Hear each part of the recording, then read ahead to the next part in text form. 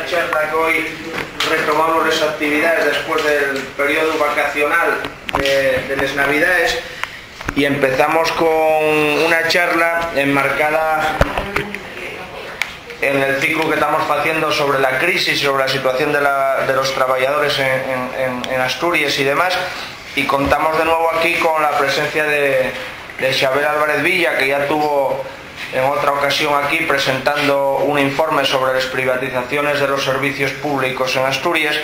y en este caso viene a dar una charla en representación de lo que es la Xunta Xestora del Concello por otra función pública en Asturias,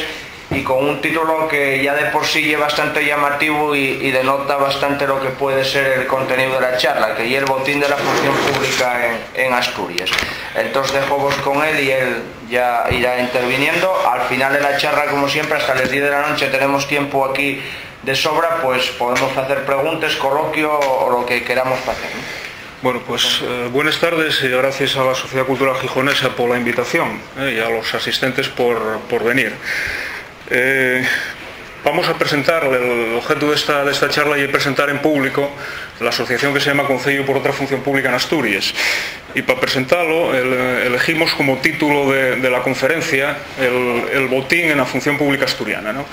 Parece un título muy significativo, el del botín, porque creemos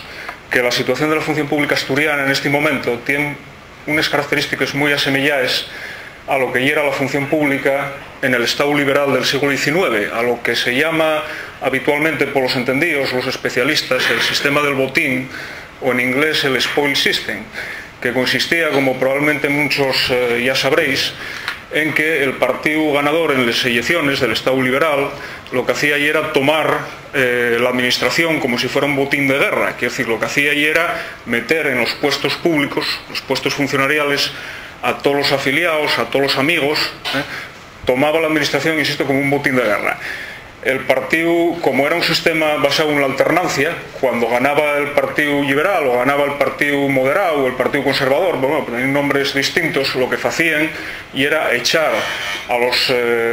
funcionarios ADEU que había metido el partido anterior y colocar a los suyos, generando la famosa figura de los cesantes, ¿no?, sobre la que hay una literatura muy curiosa. Trajo aquí un par de textos que yo creo que son muy interesantes para ver cómo concebían los políticos de la época, además de dos políticos asturianos, dos insignes políticos asturianos del siglo XIX,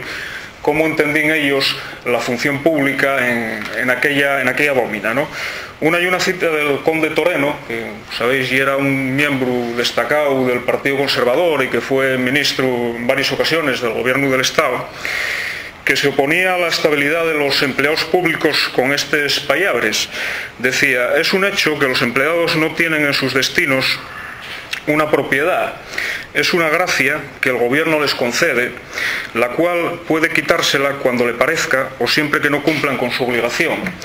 Más radical todavía y era el famoso cacique Llaniscu Posada Herrera, que fue ministro también varias veces del gobierno del Estado, incluso llegó a ser presidente del gobierno, que decía: todos los empleados públicos ejercen atribuciones de confianza y lealtad, y no podrán estar seguros los ministros de la confianza y lealtad de sus subordinados si no se les permite la facultad de separarlos con entera libertad. Bueno, estos payabres de esta xente del siglo XIX yo creo que podían suscribirles, como veremos ahora, Areces y compañía, es decir, los gobernantes del gobierno asturiano vigente y de los anteriores, que están haciendo, como más adelante comentaremos, y es básicamente el objeto de esta charla, una política de función pública muy asemejada, muy parecida a lo que estos paisanos nuestros, estos collacios, estos insignes políticos liberales asturianos del siglo XIX y caciques por antonomasia estaban defendiendo del modelo de función pública, ¿no? Este modelo, voy a hacer una breve reseña histórica, muy breve, para que veáis cómo fue evolucionando y a dónde llegamos y cómo estamos ahora. Este modelo caciquil de función pública, en la segunda mitad del siglo XIX, fue evolucionando a un sistema, digamos, simplificando, más democrático y constitucional de función pública, que se basa en dos pilares fundamentales. Uno y el reconocimiento a todos los ciudadanos y ciudadanas del derecho a acceder a los puestos públicos en condiciones de igualdad y en base a pruebas donde solo se tuviera en cuenta el mérito y la capacidad, ¿no? y un derecho, conviene recordarlo porque es importante, de origen revolucionario, porque por primera vez fueron los revolucionarios franceses, la Asamblea Revolucionaria Francesa en 1789, cuando aprobó la Declaración de Derechos del Hombre y del Ciudadano, cuando se incorporó por primera vez este derecho como un derecho fundamental del ser humano, ¿no? Como sabéis, aquella era una revolución burguesa,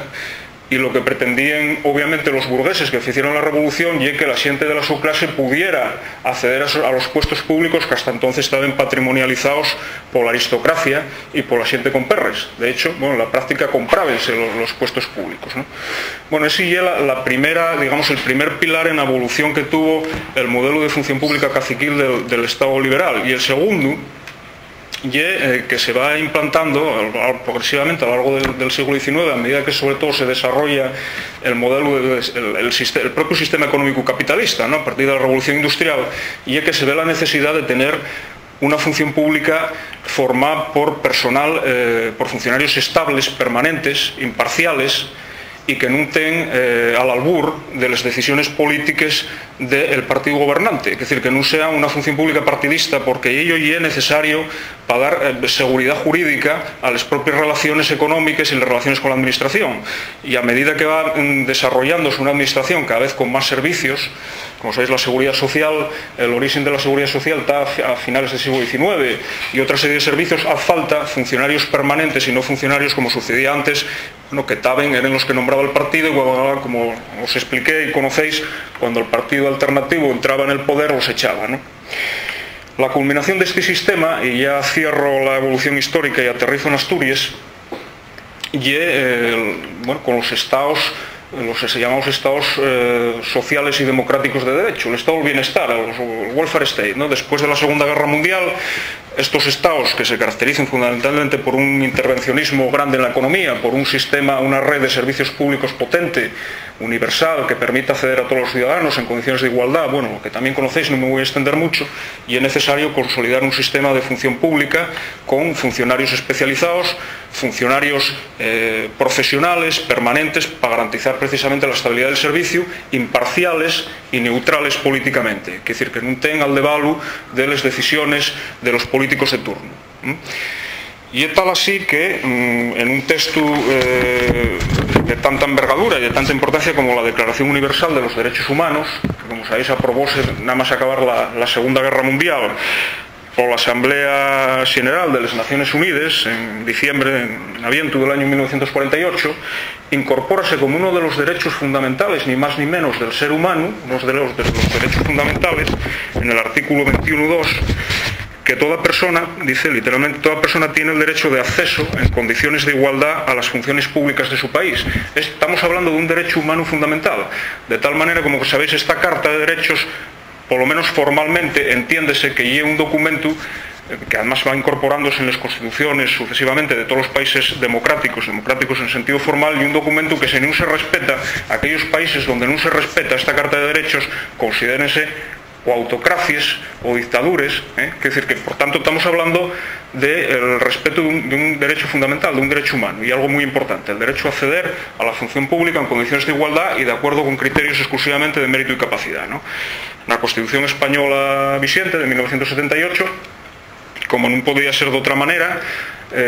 incorpora a la Carta, a la lista de derechos fundamentales y libertades públicas en el artículo 23.2, este derecho en los mismos términos prácticamente que la Declaración Universal de los Derechos Humanos. Todos los ciudadanos y ciudadanas tienen el derecho a acceder a los puestos públicos en condiciones de igualdad, principio de igualdad, y de acuerdo exclusivamente con pruebas que tengan en cuenta los méritos y capacidades de estos ciudadanos, lo cual implica, bueno, publicidad, transparencia en los procesos, todos estos principios que conocéis. El Tribunal Constitucional viene interpretando este derecho fundamental del artículo 23.2 en dos sentidos, y esto es muy importante también, no solo en lo que se refiere al acceso a la función pública, a las pruebas de acceso, sino también en lo que llamamos promoción profesional o ascensos en la carrera administrativa. Es decir, que incluso para la xente, los empleados públicos que superen las pruebas una vez que estén dentro, también la carrera profesional, el ascenso progresivo, tiene que basarse también en estos principios, es decir, en pruebas que respeten la igualdad del